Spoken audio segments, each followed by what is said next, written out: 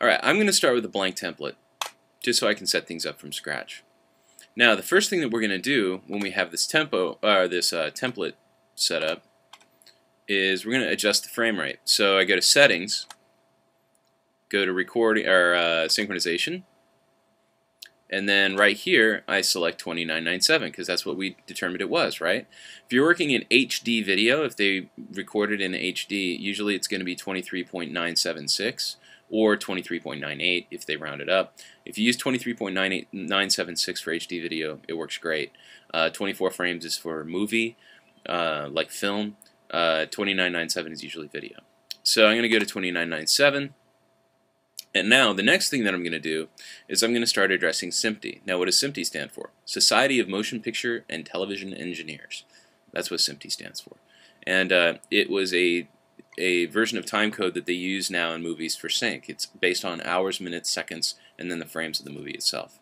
So what I choose to do, this movie doesn't have any like pre-roll or anything like that, but usually when you get a movie, it does.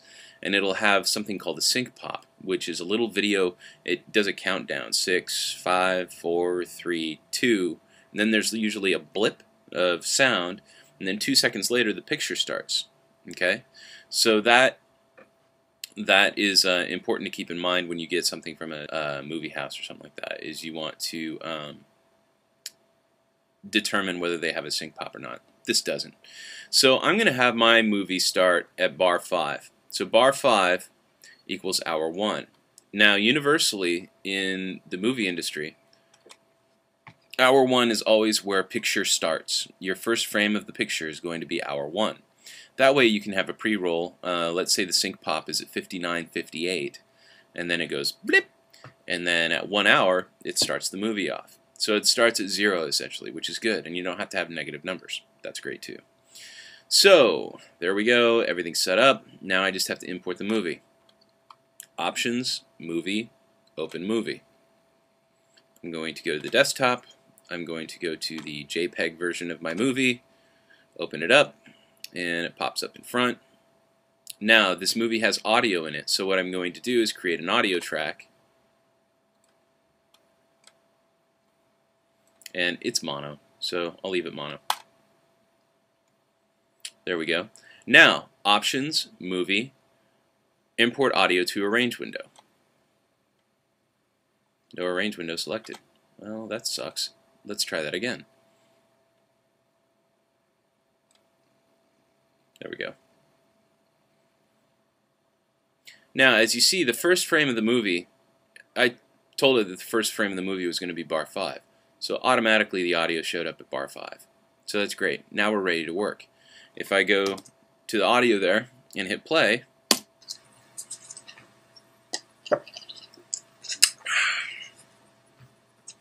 I can see the audio is actually playing. Hey bud, my name's Harry Houdini. I just wanted you to listen to my song. Alright, so that was a very funny phone message that somebody sent me that I decided to film myself listening to. Thank you, Harry Houdini. So anyway, when this time is going by, over here we can choose bar and time. So what that shows us is it shows us bars and beats, and it also shows us our time code. So if a director's talking to you, they're going to talk to you in time code, hours, minutes, seconds, and frames. And now you can locate those spots very quickly and easily. Another thing you can do is if you right-click down here in the transport bar, you can say Open Giant SMPTE Display, and this shows you where your timing is at. So now if the director says, oh, at 1:25 something happens, you can actually go up, pull this down to 25, and he can say, you know, I want you to do a little musical sting here or something like that, or sound design, or whatever you happen to be doing.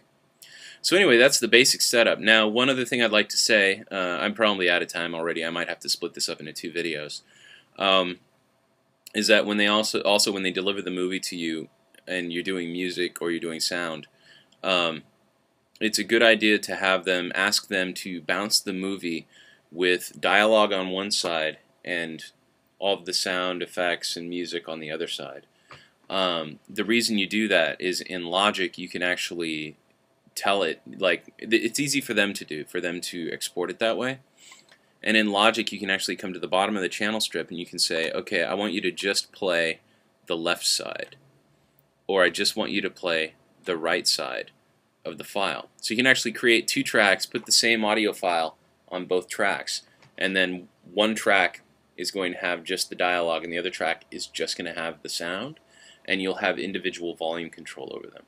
So it would be like this. This would be left, and then this would be right, and then I would just drag this down, make a copy of it. And then I would have control over dialogue and effects, but the sound would be up the middle now because since it's listening to just the right or the left side and then panning at center, we're good. And it'll be easy for them to send it to you that way. So anyway, nice long video, really technical, there's lots of stuff that I'm not hitting here because I don't have time. But, you know, there will be in the future more comprehensive lesson plans. That's all I'm going to say. Alright, fellas and gals and people and whoever listens, whoever else watches my videos, plants, who knows. Have a great week, and I will be blogging on the PureMind blog, and I'll be twittering as well. So, hope you guys have a great week, and have fun. Ciao.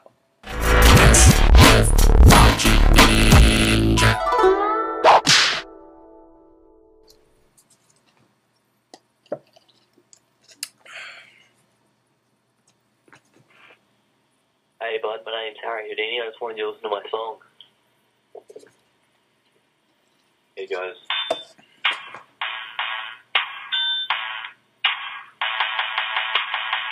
are stupid and I don't respect them. That's right, I just have sex with them. Show me your genitals. Your genitals. What? Show me your genitals. Genitalia. Show me your genitals. Your genitals. What? Show me your genitals. Genitalia. You're talking to me about stuff. I'm way too accessible. I